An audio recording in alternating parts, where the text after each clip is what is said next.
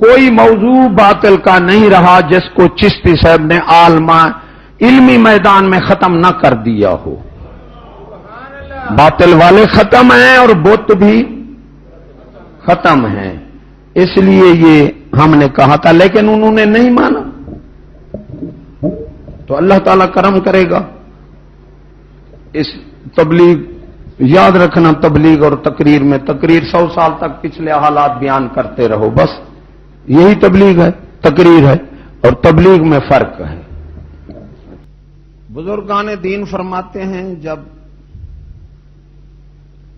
4 قسم کے لوگ موجود ہوں تو پھر اللہ تبارک تعالیٰ انہیں کچھ نہیں کہتا، مہلت دیتا ہے. پہلے حق پر چلنے والے ہوں. پہلے بھی آپ کو بتایا، ضمناً طور پر یہ بات کر رہا ہوں. اگر حق پر نہیں چلتے تو کونوا مع الصادقین، اللہ نے فرمایا پھر تم جو سچے لوگ تمہیں نظریں ان کے ساتھ ہو جاؤ. یہ قرآن مجید ہے، ان کے ساتھ ہو جاؤ. یہ نہیں ہو سکتا تو حق کہنے والے ہو جاؤ. اگر یہ نہیں ہو سکتا تو حق سننے والے ہو جاؤ. 5ویں نہ ہونا کہ منافق ہو کر برباد ہو کر مر جاؤ گے. قوم حکومت جب تک حق سنتے رہیں اس وقت تک عذاب نہیں آتا. جب وہ حق کو قولی طور بھی بیان ہونے سے خود خدا رسول کی مخالفت اعلانیہ کریں اور اپنے خلاف زبانی بولنے کی بھی اجازت نہ دیں تو پھر اللہ تبارک و تعالیٰ انہیں چک لیتا ہے. اسلامی قانون، میں تو ایسا حیران ہوں، ایمان سے اگر خودکشی جائز ہوتی کر جاتے. ایسے اندھوں کی حکومت سے ہم مر جاتے، اچھا ہے. خودکشی بھی جائز نہیں، پھر اسلامی ملک بھی نہیں کہیں چلے جائیں. حضور صلی اللہ علیہ وسلم نے فرمایا حاکم علیحدہ ہوں گے، میرا قرآن علیحدہ ہوگا. انہیں حاکم تسلیم کرو گے تو گمراہ ہو جاؤ گے، اگر نہ مانو گے تو قتل ہو جاؤ گے. تو یا رسول اللہ کیا بہتر ہے ہمارے لیے؟ آپ نے فرمایا ایسا وقت آ جائے تو حضرت عیسیٰ علیہ السلام کے حواریوں جیسے کر لینا کہ میں اولو العزم رسول ہوں. لیکن حضرت عیسیٰ علیہ السلام کے حواریوں نے، ماننے والوں نے جان دے دی تھی، انجیل کو نہیں چھوڑا تھا. تو ہم مجبور ہیں. یہ ظالم تو اپنی عاقبت ہی ختم کر رہے ہیں، یہاں بھی عنقریب ختم ہو جائیں گے. اللہ تعالیٰ کی جیل سخت ہے، قبر سے یہ بچ تو نہیں سکتے. یہ تو اپنی جیل سے ڈرا رہے ہیں نا. یہ منافق کی نشانی ہے. اس لیے امام قرطبی سرکار فرماتے ہیں کہ جب حاکم بے دین ہوں خدا کا عذاب آ جاتا ہے. حاکم عالم حق کہنا چھوڑ دیں پھر بھی اللہ کا عذاب آ جاتا ہے. پیر ایسے ہوں کہ قوم کو صحیح راستے، صحیح حکم کی تلقین نہ کریں، علم دین پڑھنے کا نہ کہیں، پھر بھی عذاب آ جاتا ہے. آخری فرمایا اگر عورتیں بے پرد ہوں تو پھر بھی اللہ کا عذاب آ جاتا ہے. تو فرمایا بے دین حاکم خود بھی فرعون کی طرح غرق ہو جاتا ہے اور قوم کو بھی اس جہان میں بھی غرق کر دیتا ہے اور اگلے جہان میں بھی جہنمی بنا دیتا ہے. بے دین حاکم. یہودی قانون میں تو حیران ہوں کہ اتنا بے انصاف حضرت آدم علیہ السلام سے لے کر موجودہ دور کے حاکموں جیسا کوئی حاکم ظالم آیا ہی نہیں کہ یہ اپنا جو بناوٹی قانون ہے اس پر بھی نہیں رہتے. ان کے یہودی قانون میں ہے کہ حزب اختلاف جتنا مضبوط ہوگی اتنا حکومت مضبوط ہوتی ہے.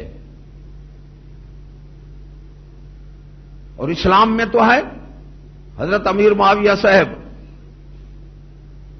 آپ نے جمعے پر کہا کہ یہ بیت المال جو ہے یہ ہمارا ہے، ہم حکومت کا حق ہے، بھئی اس میں رکھو، اس کے نیچے رکھو، باہر نہ رکھو، اڑ جائیں گے۔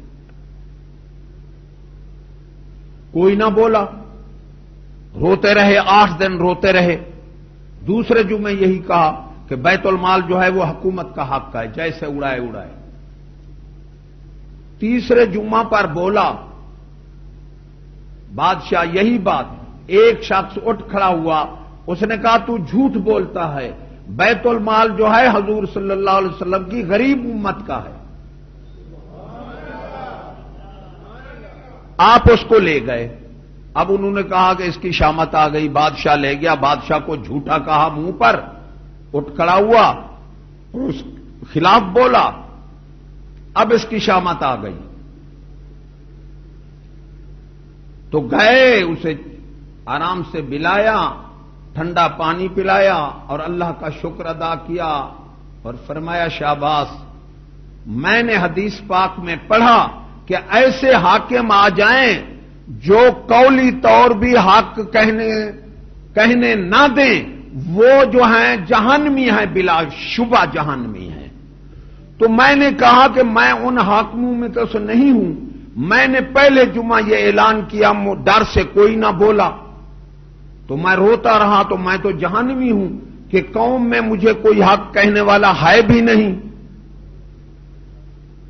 دوسرے جمعہ کہا، تیسرے جمعہ تم بولے تو میں اللہ کی دربار میں شکر کیا کہ میں ان حاکموں میں سے نہیں ہوں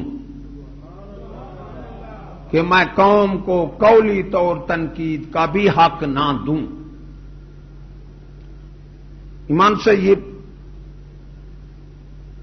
ہاں حزب اختلاف ضرور رہتی ہے، جو حاکم حزب اختلاف کو کچل دیتے ہیں وہ بزدل اور بے وقوف ہوتے ہیں کہ وہ حالات کا مقابلہ نہیں کر سکتے، وہ ڈرتے ہیں کہ شاید یہ ہماری حکومت ختم نہ کر دے، وہ بے وقوف ہوتے ہیں اور بزدل ہوتے ہیں۔ جو حزب اختلاف کو ختم کرتے ہیں، یہ یہودی جمہوری قانون میں بھی یہی ہے کہ حزب اختلاف جتنا مکمل مضبوط ہوگی اتنا حکومت مضبوط ہوگی۔ میں تو یہ کہتا ہوں اسلام سے تو ویسے محروم ہیں، ارے ظالموں اپنے قانون پر تو رہو۔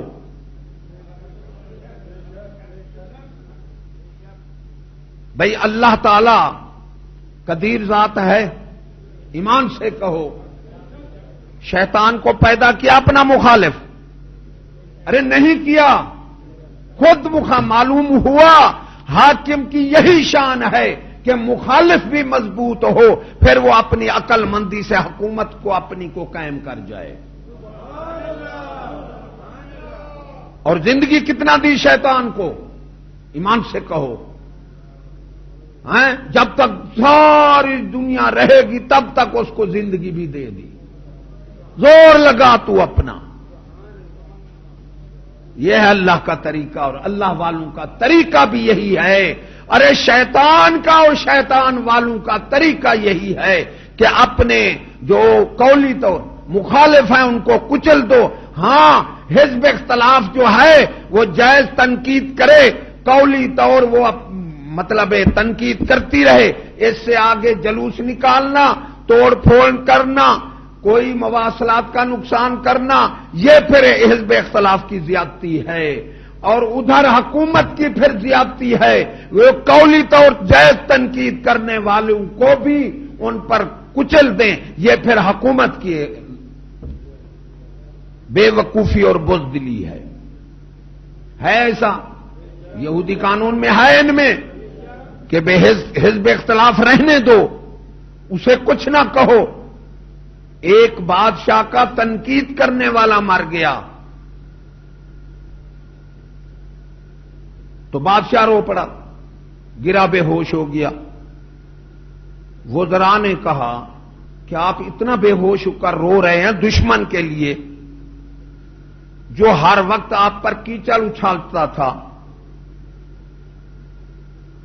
فرمایا وہ مجھے میرا محافظ تھا، مجھے اس کا خیال رہتا تھا، میں سوچ کر قدم اٹھاتا تھا، اب وہ مر گیا، میں فرعون بن جاؤں گا، مجھے حق کہنے والا کوئی رہا نہیں۔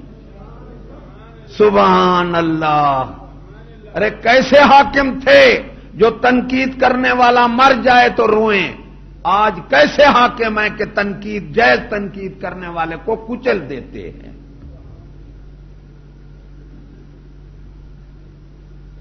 ارے انہیں خود اپنا قانون جو بنایا ہے نا اپنے تحفظ کے لیے بنایا ہے، بدعقلی سے بنایا ہے، کیونکہ قانون کے دو خواص ہیں، جامع اور کامل ہو۔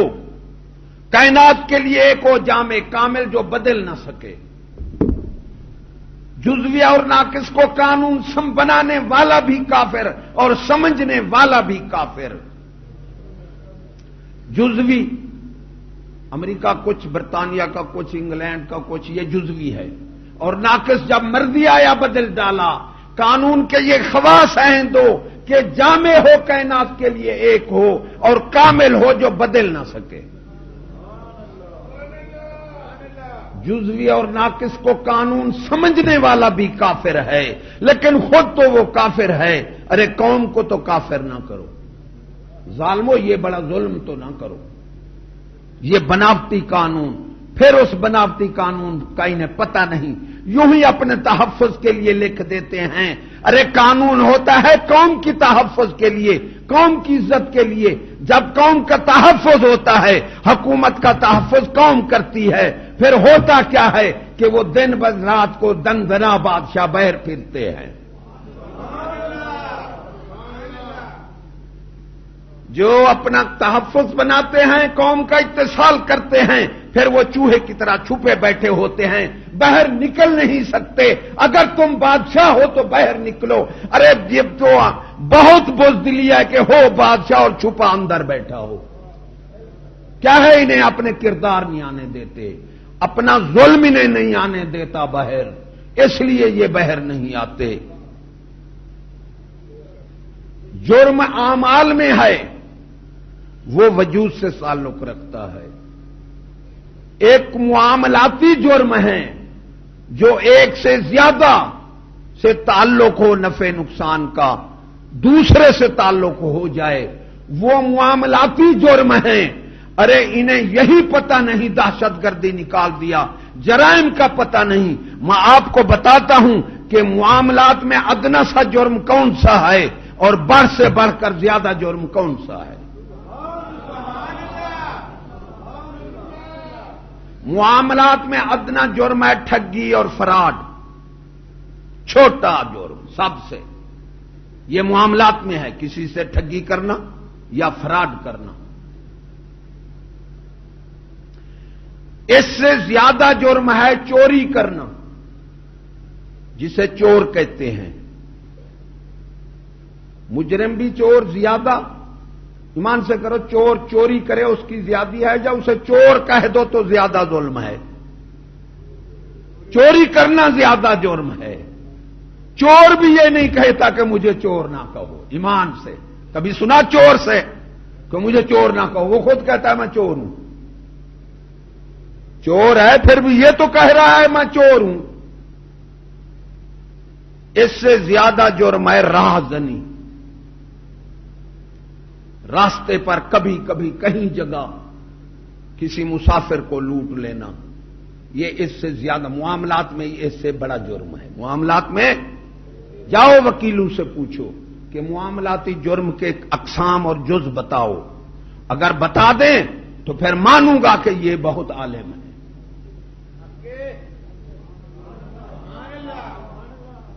راہزنی کے بعد ہے ڈاکہ۔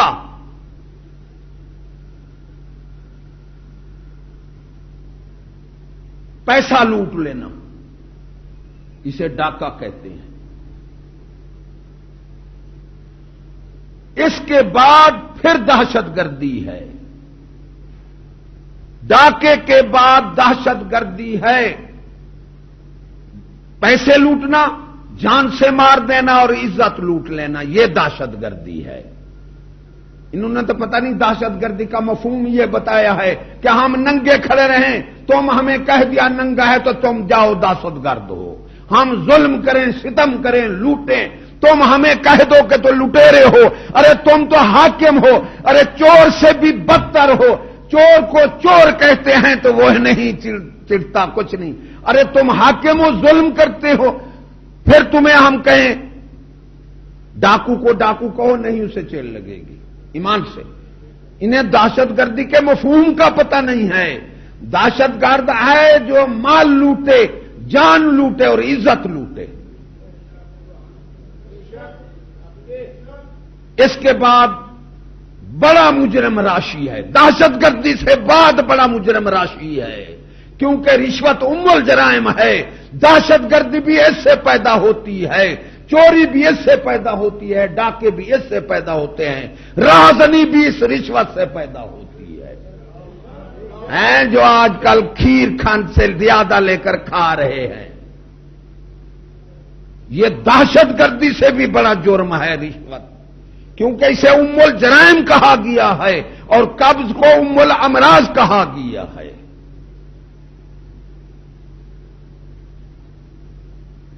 اس سے بڑا مجرم جو بیت المال کو لوٹے، اپنا گھر کا مال سمجھ کر بیت المال کو لوٹے، وہ دہشت گردی سے رشوت بڑا جرم ہے. ارے رشوت سے خزانوں کو لوٹنا بڑا جرم ہے. کتنا بڑے مجرم اور کہاں خزانے. ہمارے صدر صاحب نے بیان دیا ہے کہ میرا ملک ٹیکس نہ لگاؤں. دیکھو بصیرت دیکھو یار، ہم پر خدا کا عذاب ہے. ہم ان کے نیچے یا الہ العالمین یا ہمیں اٹھا دے یا ان کو اٹھا دے، ان ظالموں کے ظلم سے بچا دے، ان بے وقوفوں کی بے وقوفی سے بچا دے. ارے بادشاہ وہ ہے جو عقل میں بھی سب سے زیادہ ہو، ایثار میں بھی سب سے زیادہ ہو،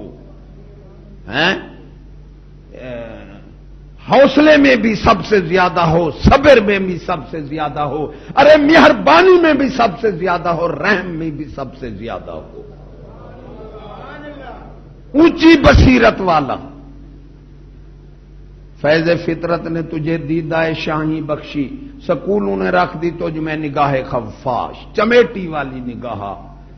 بیان سن کر میں رو پڑا. علامہ اقبال فرماتے ہیں یہ ایسے ظالم ہیں سکول والے، ارے پیتے ہیں لہو رونے بھی نہیں دیتے. یہ ہم رو رہے ہیں یار، اور کیا کر سکتے ہیں. تو کون سی بات کر رہا تھا؟ ہاں، بیان دیا ہے کہ میرا ملک ٹیکس نہ لگاؤں، میرا ملک تو امیر ہے، ریڑھی والے کے پاس میں وہ بہل ہے. بصیرت دیکھو جہاں کر رکی ریڑھی والے پر، جس نے خون پسینہ لگا کر صدر صاحب خون پسینہ لگا کر مباحل لیا ہے، سارا دن محنت کر کے مباحل لیا ہے، اپنی ضرورت کے لیے لیا ہے، اور پتہ نہیں اس نے روٹی بھی کھائی ہے، سیر ہو کر نہیں کھائی. تیری نگاہ ریڑھی والے پر ہے، کرسی والے پر نہیں ہے جو کرسی پر بیٹھ کر مربے بنا رہے ہیں. مجھے ایک ملازم کہتا ہے چھوٹا سا، کہتے ہیں حضرت صاحب لوگوں نے کیا کمایا، میں چھوٹا ملازم ہوں، روہیلا والی کا تھا، اب بھی میں اس کو ملا سکتا ہوں. ایک مربع زمین بنائی ہے میں نے، 2 ٹریکٹر میرے بندھے ہوئے ہیں، کوٹھی میٹی دے کر. آپ مظفر گڑھ میں دیکھیں تو وائٹ ہاؤس جیسی ہوگی. چھوٹا ملازم. اور ہماری آنکھوں دیکھی بات ہے کہ ہمارا پٹواری ہے، 1 بیگھا زمین تھی اس نے مربع زمین کا دیا. ایک ہمارا رشتہ دار ہے کانوگو، اس نے 40 بیگھا آب زمین لی ہے نہر اور سڑک پر، جو لاکھ روپے بیگھا کی ہے، اور کئی اس کے پلاٹ ہیں. ارے ملازمت سے پہلے روٹی نصیب نہیں تھی، اب اس کے مربے ہیں. ادھر نہیں جاتی بصیرت. غریب ریڑھی والے پر گئی، موبائل چھین لے ان سے، ارے روٹی بھی چھین لے ان سے، کیوں کھا رہے ہیں، وہ بھی ان مربے والوں کو دے دے.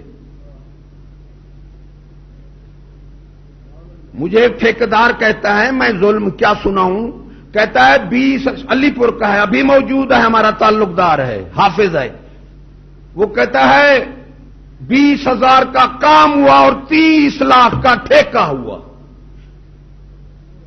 3 لاکھ کا 30 نہ نول بل 20,000 کا کام اور 3 لاکھ کا ٹھیکہ.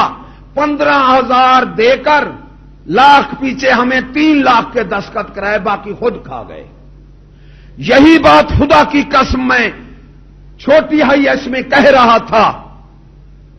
ارے ایجنسیوں والوں کب تک یہاں رہو گے؟ خدا کے پیش نہیں ہوگے؟ ادھر تمہاری دھیان نہیں جاتی، تمہاری دھیان مسجد میں ہے. ادھر تمہارا خیال نہیں جاتا جو دہشت گرد سے بھی اوپر ہیں، خزانے لوٹ رہے ہیں. مجھے افسر کہتے ہیں 2 اسی شعبہ کے کہ آپ سچ کہتے ہیں. 18 لاکھ کا ٹوٹیوں کا کام ہوا ملتان میں، یقین کرنا میں قسمیاں کہہ رہا ہوں. انہوں نے کہا 18 اور 85 لاکھ ٹھیکہ بول کر سارا افسر کھا گئے. ایمان سے کہو یہ تو 18 لاکھ کا ٹھیکہ ہے، جہاں 18 کروڑ کا ہوگا وہاں 85 کروڑ کھائیں گے؟ نہیں کھائیں گے. اور اس کی نگاہ ہے ریڑھی والے پر، چھین لے اس سے مباح، روٹی بھی چھین لے، ان کو دے دے جو مربے بنا رہے ہیں تیرے. ایمان سے فوج جو آئی، ارے 1 یونٹ ہمارے آنکھوں سامنے ہے، 1 یونٹ جو زیادہ فراڈ ہوا تھا 6,000 جرمانہ لگایا. 1 یونٹ بجلی کا. اور جتنا یہ بجلی والے ہیں میرے ساتھ علی پور جا کر دیکھیں، ایک بجلی کا ملازم ہے، فری بجلی اپنی جلاتا ہے، پورے گھر والوں کو اس نے بجلی دے رکھی ہے اور ان سے 4-4 500 لیتا ہے.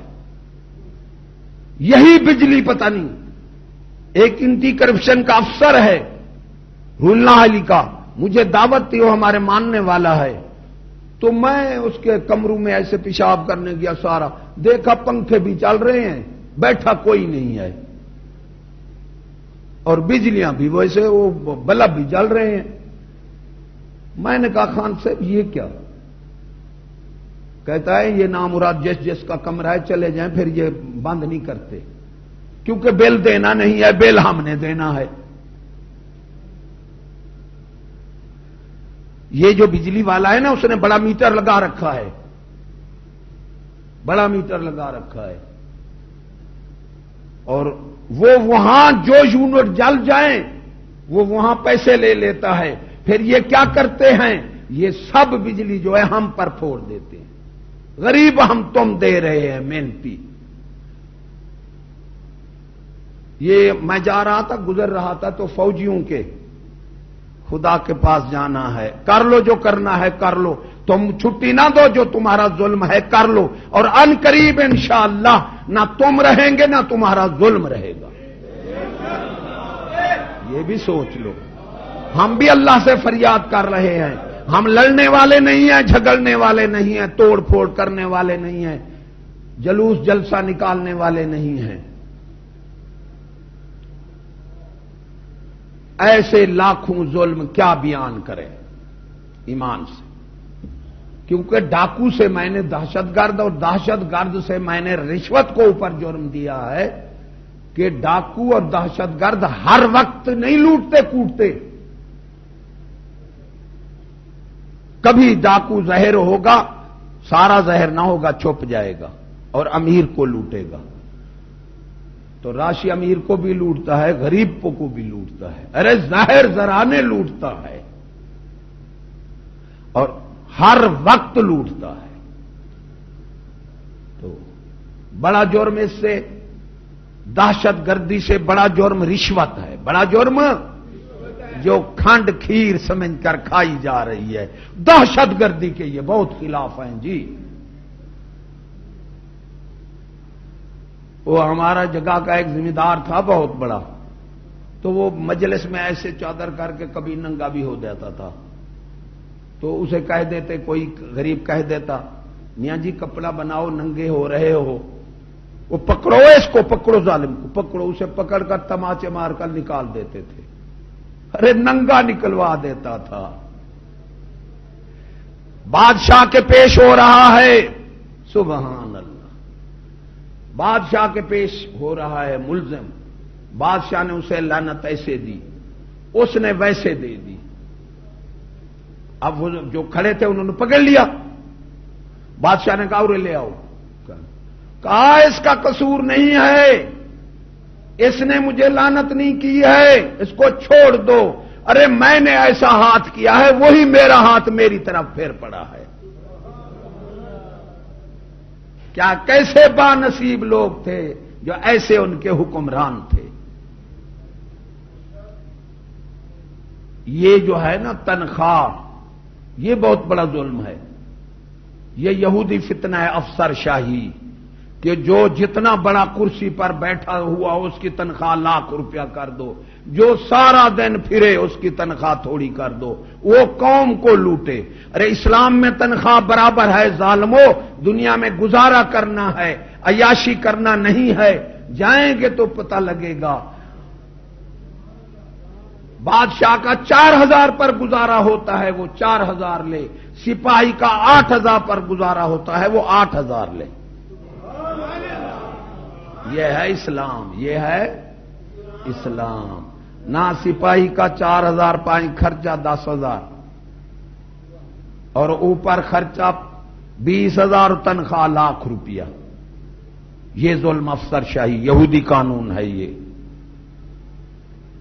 اب رشوت سے بڑھ کر آخری جرم بڑا کون سا ہے بتا سکتے ہیں؟ آخری مجرم وہ ہے حاکم جو اپنی طاقت کا ناجائز طور پر استعمال کرے, اسے کہتے ہیں ظالم. آخری درجہ ہے ظالم کا کہ ظالم بدو.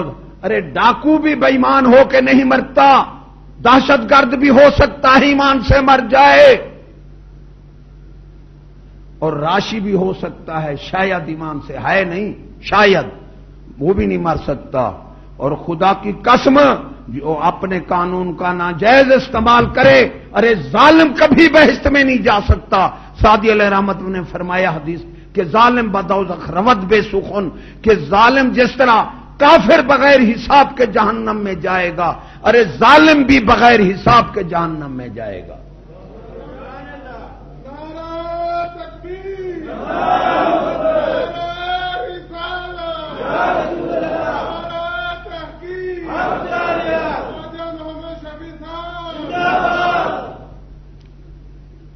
ظالم کو کسی نے قلم دے دی, وہ بھی ساتھ جہنم میں جائے گا.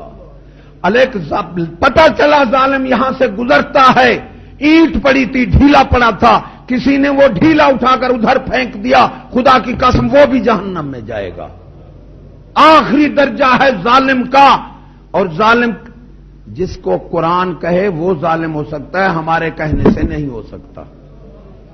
ایمان سے کہو, یا تو قرآن یہ کہتے ہیں ہمارے خلاف جی بولے اسے 16 MP, اور قرآن پر کیا لگاؤ گے؟ قرآن کیا کہتا ہے؟ وَمَن لَّمْ يَحْكُم بِمَا أَنزَلَ اللَّهُ فَأُولَٰئِكَ هُمُ الْكَافِرُونَ وَمَن لَّمْ يَحْكُم بِمَا أَنزَلَ اللَّهُ فَأُولَٰئِكَ هُمُ الْفَاسِقُونَ وَمَن لَّمْ يَحْكُم بِمَا أَنزَلَ اللَّهُ فَأُولَٰئِكَ هُمُ الظَّالِمُونَ. یہ آخری درجہ ہے کہ خدا بادشاہی دے, پھر خدا قرآن پر خدا کے رسول کے حکم پر حکم نہ مانے, کیونکہ حاکم وہی ہے جو حاکم الحاکمین کو حاکم مانتا ہے. ارے جو اللہ کو حاکم نہیں مانتا وہ چوہا تو ہو سکتا ہے, ظالم فاسق کافر ہو سکتا ہے, حاکم نہیں ہو سکتا. اب قرآن کو قرآن پر 16 MP لگاؤ گے, کیا لگاؤ گے؟ تم تو کہتے ہو ہمارے خلاف نہ بولے قرآن, تمہیں ظالم کہہ رہا ہے, کافر کہہ رہا ہے اور فاسق کہہ رہا ہے. تینوں بڑے جرم ہیں, آخری بڑے. پھر یہ قرآن مجید نہیں پڑھتے. میں نے سٹیج پر پڑھ لیا, پتہ نہیں 1000 حالوں کی ان آیاتوں کو چھوڑ دیتے ہیں, وہ نہیں پڑھتے. ایمان سے کہو, حافظ نہیں پڑھتے جو رمضان شریف میں یہ آیت نہیں پڑھتے. کتنا دنیا ان آیات کو پڑھتی ہوگی اور تمہیں کافر ظالم فاسق کہتی ہوگی. قرآن, اگر قرآن کو نہیں مانتے تو پھر کافر ہیں, اگر مانتے ہیں تو پھر بھی کافر اور ظالم ہیں. بچ ہی نہیں سکتے. آپ کو سمجھ آ گئی؟ معاملات کے جرم میں پہلا جرم ٹھگی فراڈ، پہلا جرم ٹھگی فراڈی، دوسرا چوری، تیسرا راہزنی، چوتھا ڈاکہ، پنجواں دہشت گردی، چھٹا رشوت ہیں، آٹھواں بیت المال کو یہ امانت ہے کھانا. 8 جرم. کتنے ہو گئے؟ 7. آخری جرم جو ہے وہ ہے خدا رسول کے خلاف حکم چلانا. یہ آخری جرم ہے. اور دہشت گردی کس سے تعبیر ہے؟ مال کا نقصان کرے، جان کا نقصان کرے اور عزت کا نقصان کرے، یہ ہے دہشت گردی. ارے ظالموں، چشتی جیسا شریف آدمی تم نے دہشت گردی کا کیس لگا دیا، کتاب پر دیکھ کر لگا دیا. کوئی ثبوت ہے؟ 18 سال کی تقریر میں کوئی ہاتھ کھڑا کرے کہ چشتی صاحب کی تقریر میں کسی کو خراش بھی آیا ہو. 1000 لوگ نیک بنے جو سڑکوں پر نکلتے تھے، سڑکوں پر نکلنا بند کر دیا. جو ہڑتالیں کرتے تھے، ہم نے آنکھوں سے دیکھا کہ جب عراق کی جنگ ہوئی وہی لوگ پتلا جلا رہے تھے نواز کا اور سب کا. اب وہی لوگ جلوس ہوں، جلسے ہوں، جاتے نہیں، ہڑتال پہ نہیں جاتے، توڑ.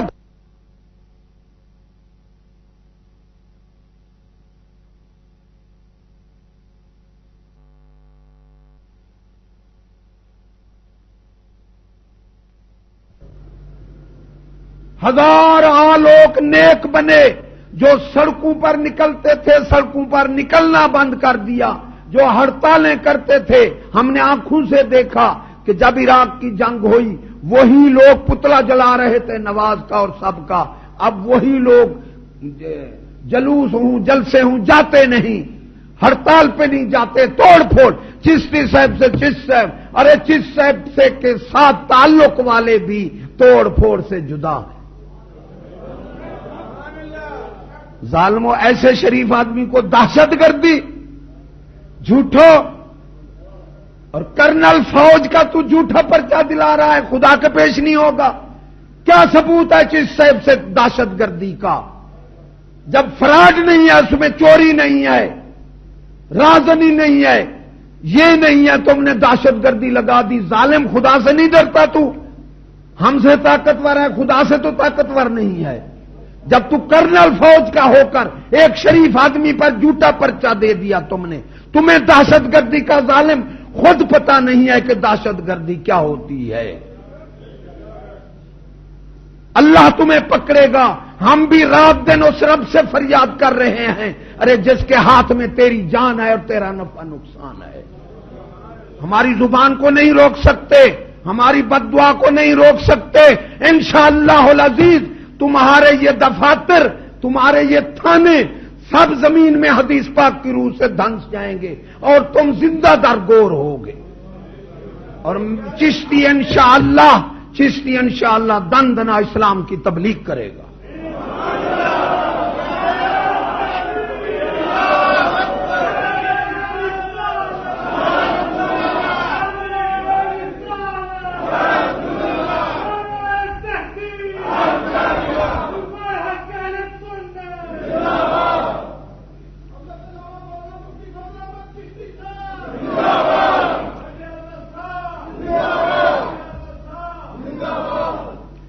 لال مسجدوں والوں نے توڑ پھوڑ کیا، کاریں جلائیں. 15 دن کے بعد، نقصان کے بعد تم نے انہیں وارننگ دی ہے، موقع دیا ہے کہ تم صلح کے آ جاؤ، تمہارا پہلے جرم معاف کر دیتے ہیں. لال مسجد کے بارے میں بہت شکوک شبہات چل رہے ہیں اور سوال بھی کرتے ہیں. کوئی کہتے ہیں شہید ہے، کوئی ہم شہید نہیں کہتے، نہ ہم ان کے طریقے کو اچھا سمجھتے ہیں. ہم تو یہ ہے کہ بہترین جہاد ظالم حاکم کو حق کہہ دو، یہ نہیں ہے جلوس نکالو، توڑ پھوڑ نکالو، لڑو گے. عالم پر جہاد باللسان فرض ہے، مومن پر، عوام پر جہاد بالمال فرض ہے کہ مجاہد پر وقت آ جائے تو عوام اس کی مالی خدمت کرے، یہ فرض ہے عوام پر، اور جہاد بھی سیف جو ہے وہ بادشاہ پر فرض ہے۔ ہم نے حکومت کو کہا، ایمان سے کہو، ان ظالموں سے پوچھو کیا مولوی کی اس سے اور بھی بڑھ کر سزا ہو سکتی ہے کہ وہ تقریر چھوڑ دے؟ ارے تمہارا ملازم جب تم غصہ ہو معطل کرتے ہو، ظالموں سے سزا تو نہیں دیتے، اس کے لیے یہی سزا کافی ہے۔ اور مولوی کا معاش کا ذریعہ تقریر پر ہوتا ہے، اور مولوی تقریر چھوڑ دے یا مسجد چھوڑ دے، اس سے زیادہ اس پر اور کوئی سزا نہیں ہو سکتی۔ لیکن ان ظالموں نے ان کو تو چشتی صاحب کے اتنا مخالف، یہ توڑ پھوڑ کے مخالف ہوتے، اگر یہ دہشت گردی کے مخالف ہوتے تو ان کو یہ نہ کہتے 15 دن کے بعد کہ انہوں نے بہت سی توڑ پھوڑ کی، کاریں جلائیں، لوگوں کو مارا، کہ تم صلح کر لو، ہم تمہارے لیے صلح کے لیے تیار ہیں، تو انہوں نے انکار کر دیا۔ بعد میں جب زیادہ نقصان ہو گیا تو انہوں نے کہا ہم صلح کرتے ہیں، تو حکومت نے انکار کر دیا۔ لیکن کیا وجہ ہے کہ چشتی صاحب جیسے شریف 40 سال پختگی مزاج کی عمر ہوتی ہے، 40 سال کے بعد شیطان چھوڑ دیتا ہے کہ اب تو جہاں ہے وہیں رہے گا۔ اب میری 70 سال کی 75 سال کی عمر ہے، اس وقت تک میں کیا اس معاشرے میں نہیں رہا؟ میرے نقصان نہیں ہوں گے؟ ارے میں مدعی اس لیے نہیں بنا کہ ظالموں کے پاس میں نہیں جاتا، ملزم اس لیے نہیں بنا کسی کو تکلیف نہیں دی، مجھے کسی نے گالی دے دی، جو کچھ کہا میں نے صبر کیا ہے۔ 75 سال کی عمر میں نہ میں مدعی بنا ہوں نہ ملزم بنا ہوں، اسے اس پرفتن ظالم حکومت میں اس سے اور کیا شرافت؟ میں ہوں تو کمینہ بندہ، لیکن ظاہری طور اس سے شرافت اور کیا ہو سکتی ہے؟ لال مسجد والے کوئی شہید نہیں ہیں، نہ ان کا طریقہ۔ حسن بصری جو حضرت علی کے خلیفہ ہیں، سبحان اللہ، بہت بڑی شان والے ہیں، فرماتے ہیں تو غیر محرم کے قریب مت جا، اگرچہ تو اس کو قرآن مجید بھی کیوں نہ پڑھاتا ہو، اگرچہ رابعہ بصری بھی کیوں نہ ہو، آگے فرماتے ہیں اگرچہ اما حوا بھی کیوں نہ ہو۔ ہمارے اسلام میں ہے، اسلام بتا رہا ہوں، ہمارے اسلام میں ہے کہ محرم پڑھائے دینی مسائل قرآن مجید، پھر وہ گھر میں اپنی عورت، بیوی، بہن، بچوں کو پڑھائے۔ عورت نہیں جا سکتی علم کہیں پڑھنے کے لیے۔ تو تم نے 3، 4، 7 ہزار جو لڑکی رکھی تھی وہ تمہارے مائیں لگتی تھی؟ شرعی خلاف لڑکے اندر، سب کچھ اندر۔ پھر جہاد کیسا جہاد ہے؟ ارے اسلام کے بادشاہ کو یہ یقین ہو گیا کہ مجھے شکست ہوگی، تو خدا کی قسم منع ہے اس کو کہ وہ جنگ نہ کرے، اسلام کی توہین ہے، دفاع کرے، حملہ آور مت ہو، یہ ہمارا اسلام ہے۔ کیا ان کو یقین تھا کہ ہم یہ فوج سے جیت کر اسلام پھیلا لیں گے؟ ایمان سے کہو بھائی۔ ارے پستول والا تو رائفل کے والے کے اٹھا کر پستول والا بھاگ پڑے مارنے کے لیے، اس جیسا بھی کوئی بے وقوف ہوگا؟ ارے ہم تمہارے 5-6 ہزار تلواریں، تمہارے پاس کلاشن کو بھی ہوگی، رائفلیں، ادھر 10 لاکھ فوج ہے، ایک ایٹم مارے تم ختم۔ تم نے ناحق بچوں کو مرا دیا، ناحق عورتوں کو مرا دیا، سب قتل و غارت ظلم ہوا، اور ہم پھر اس کو جہاد نہیں کہتے، نہ شہادت کہتے ہیں، جو سراسر شریعت کے خلاف ہو۔ کوئی جہاد ان پر فرض نہیں ہے، نہ یہ اسلام۔ اسامہ ہے نا، اسامہ 1-2 مارے اور افغانستان تباہ کرا دیا۔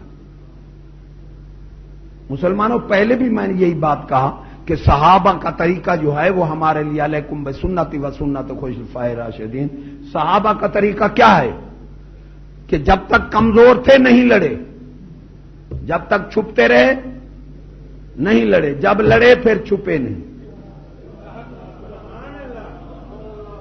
ظالمو لڑتا کیوں ہے؟ لڑتا ہے پھر چھپتا کیوں ہے؟ سارا افغانستان میں نے خود پڑھا ہے اخبار میں، ارے جہاد ہوتا ہے مسلمان کی جان مال عزت کا تحفظ کے لیے، جہاں مسلمان کی جان بھی جائے مال بھی جائے عزت، یہ جہاد نہیں ہے۔ تم نے مار کر پھر چھپ کیوں گیا تو سارے افغانستان؟ اور میں نے خود اخبار میں پڑھا ہے کہ وہاں جو اور مسلمان پردہ کرتا ہے تو انگریز ان کی عورتوں کو اٹھا کر فوج لے جاتی ہے اور برا کرتی ہے، کہتی ہے آپ پردہ کرو گے، یہ جہاد ہے یا یہ تو ظلم ہے؟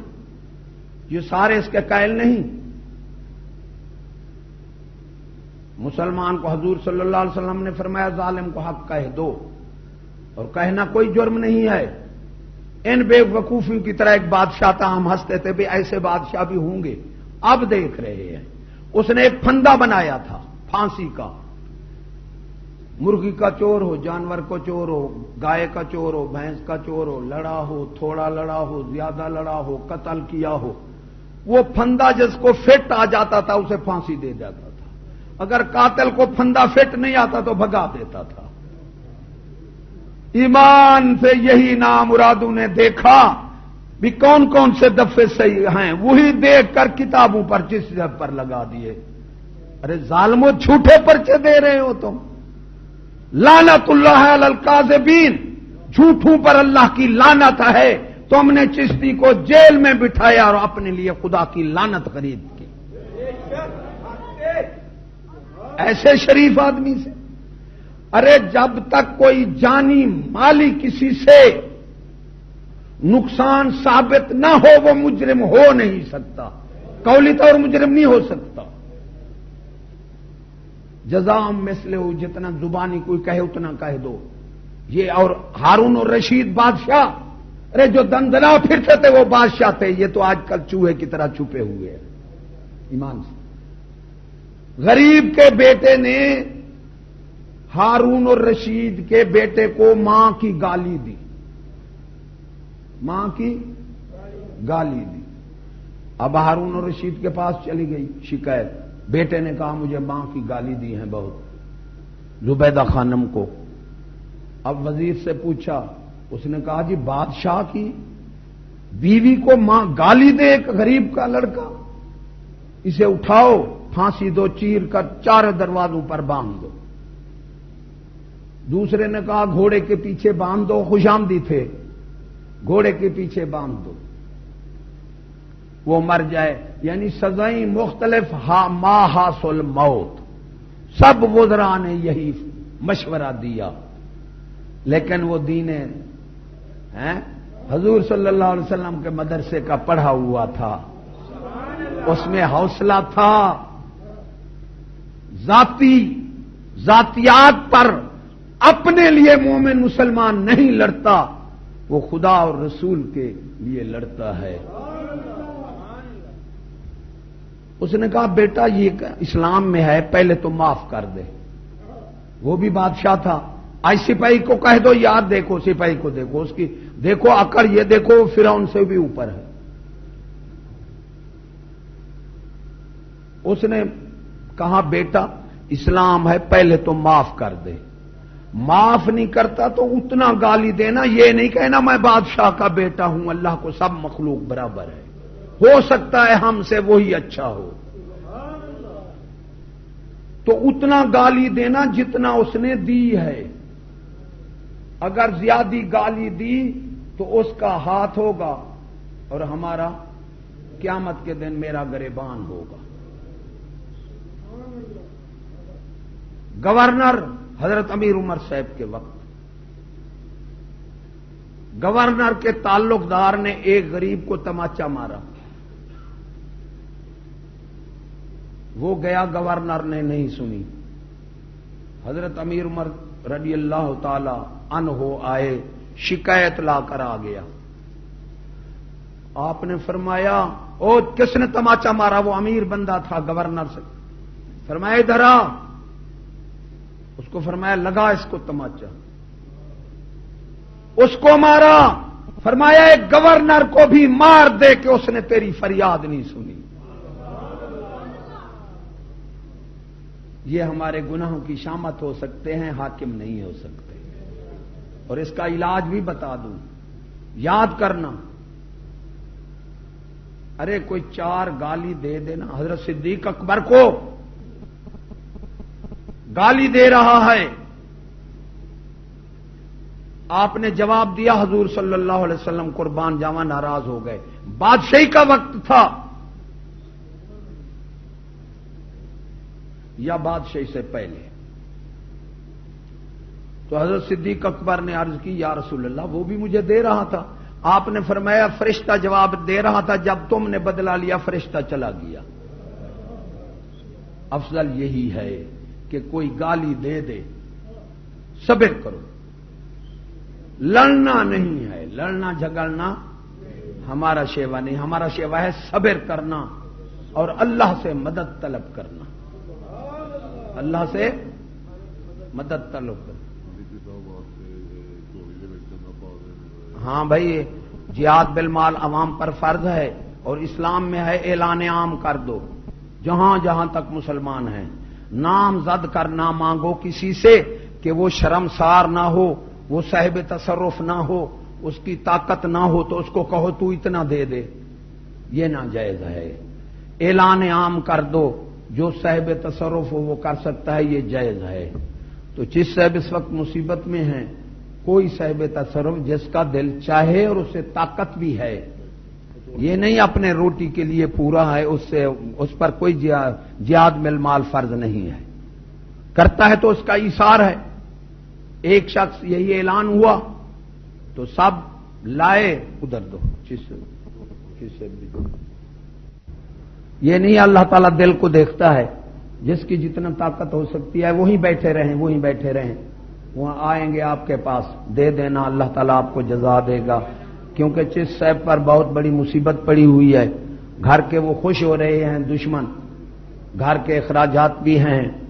تو بعض میں نے سنا ہے کئی کس جگہ سے لوگوں نے 50، 20، 30 اس طرح آپس میں بانٹ کر، کہیں جگہ سے 1000 روپیہ بھی 2000 اس طرح کر کے ہم منتھلی بھیجتے رہیں گے. ان کی بھی مہربانی ہے. تو جو ایسا کرتے ہیں، کیونکہ مخالف اس وقت خوش ہو رہے ہیں کہ ہم جو ہے چشتی صاحب کی تقریریں بند ہو گئی، اب روزی کیسے کھائے گا. انہیں پتہ تو نہیں ہے نا، جس نے اب 3-4 لاکھ روپیہ وہاں خرچ ہوا ہے، ہمارے پاس تھا یار، اللہ نے نہیں دیا.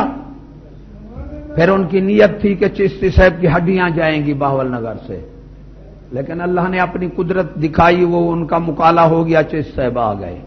اب یہاں بھی دشمنوں کا مکالا ہوگا انشاءاللہ. مدعی کو بھی اللہ تعالیٰ اس نے جھوٹا پرچہ ایک شریف عالم حق کہنے والے پر اس نے دیا ہے، اسے خدا کا خوف نہیں آیا، تو اللہ تعالیٰ اس سے بھی بدلہ لے گا. ہم دست دعا رہ سکتے ہیں، توڑ پھوڑ ہمارا اس کا علاج نہیں ہے. دوسرا، حضرت موسیٰ علیہ السلام کو اللہ نے فرمایا، موسیٰ علیہ السلام اگر میں حاکم تم پر ظالم بھیجوں تو میں سمجھوں تم پر ناراض ہیں، تو حاکم تبدیل ایسے ہوں گے، ہم اپنے اعمال تبدیل کر لیں، توبہ استغفار کریں. ہم ان سے نہیں لڑ سکتے، اللہ تعالی ہمیں نجات دے سکتا ہے. بہت بڑے ظالم ہیں، بہت بڑے ظالم، ظلم کی کوئی انتہا نہیں ہے، اور بے وقوف بھی ہیں.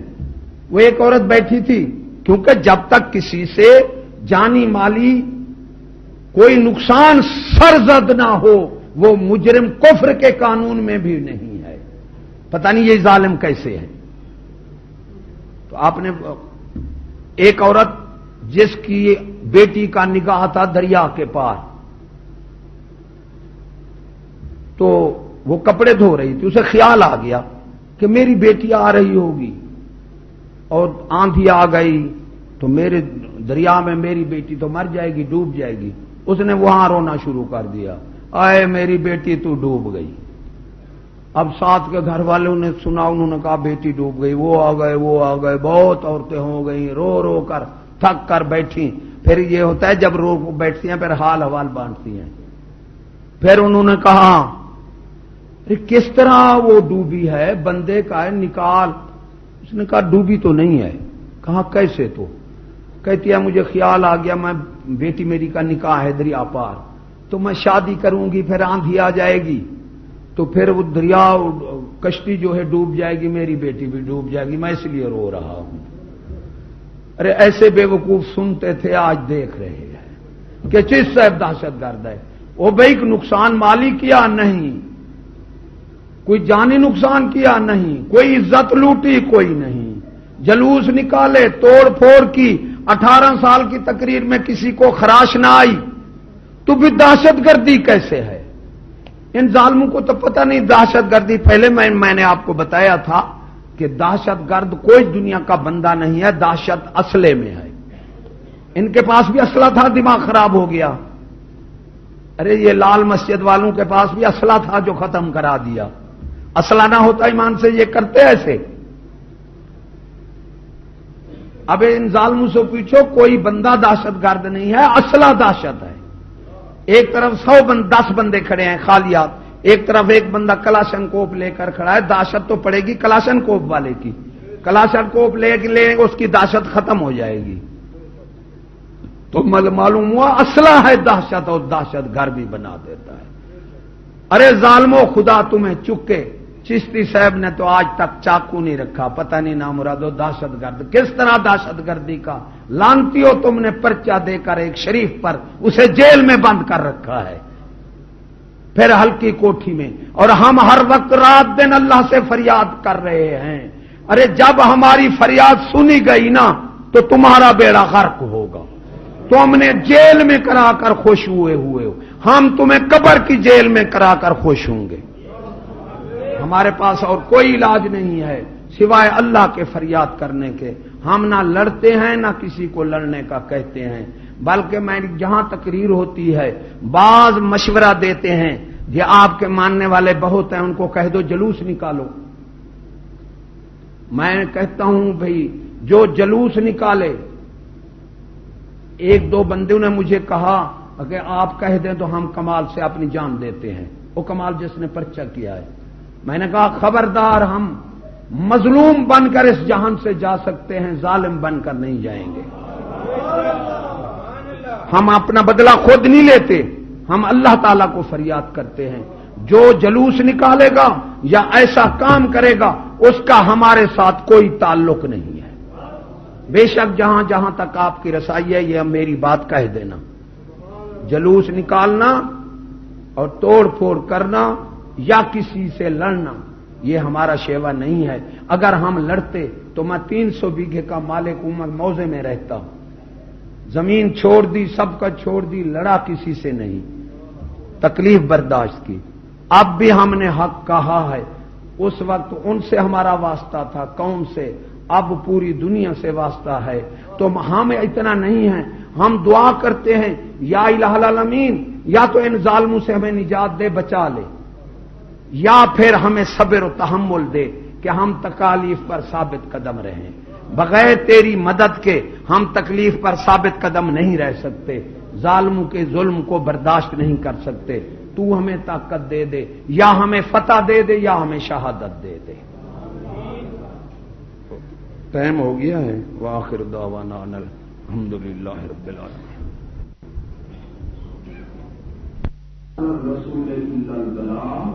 रसूलों पर नहीं मगर तबलीग बलाग मना दीन हक पहुंचा देना खास आम पर, इसमें लाखों की भरोसा, यकीन मुहकम, ये सब चीज की जरूरत है।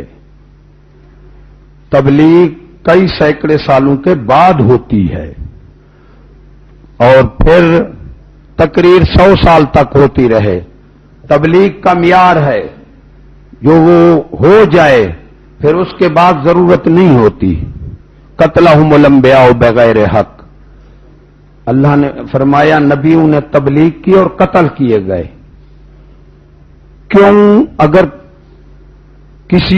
आप किसी को कत्ल कर दें, उसके वारिस को कहें कि हम यार अब इसको कुछ नहीं कहेंगे, कोई उसके वरसा राजी होंगे? नुक्ते की बात है भाई, आप हम इसे कुछ नहीं कहेंगे, तो वो कहेंगे कत्ल तो कर दिया, और क्या कहोगे। इसलिए तबलीग से जो है बातिल कत्ल हो जाता है।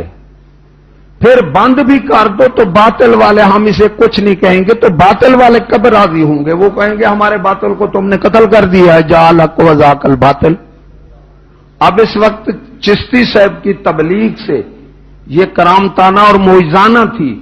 करामत और मोइजा हमेशा नहीं होता, कभी कभी होता है और उसके मियाद होता है।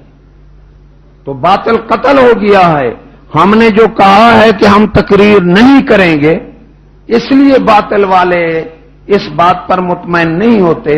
वो कहते हैं बातिल तो कत्ल हो गया है, और बातिल वाले बुत जो हैं वो भी कत्ल हो गए हैं। ईमान से को हजूर सल्लल्लाहु अलैहि वसल्लम ने 13 साल तबलीग फरमाई है। आका और मौला हम क्या है, हम तो उनकी मेहरबानी से, उनके मोइजे से जो हुई है, हम तो खुद कुछ नहीं है ना। तो फिर आप तबलीग तो बंद, आप वतन छोड़कर चले गए, मदीने शरीफ चले गए, गार में अल्लाह ने बिठाया, फिर वहां चले गए, हिजरत कर गए। तो उनको तबलीग करने वाला कौन था? आप तो वतन ही छोड़ गए। लेकिन बातिल फिर वहां जाकर लड़े, उन्हें आराम नहीं आया। इसलिए मैं ये बताना चाहता था कि हमारे शकूक जो है हमारे दोस्तों के दूर हो जाए कि उन्होंने क्या किया कि हम तकरीर बंद कर देंगे। हमें पता है कि 18 साल तबलीग हो चुकी है, तकरीबन 4000 मौजू है, ना कोई किसी मौजू, कोई मौजू बातिल का नहीं रहा जिसको चिश्ती साहब ने आलमा इल्मी मैदान में खत्म न कर दिया हो। बातिल वाले खत्म हैं और बुत भी खत्म हैं। इसलिए ये हमने कहा था, लेकिन उन्होंने नहीं माना। तो अल्लाह ताला करम करेगा। इस तबलीग याद रखना, तबलीग और तकरीर में, तकरीर 100 साल तक पिछले हालात बयान करते रहो, बस यही तबलीग है, तकरीर है, और तबलीग में फर्क है।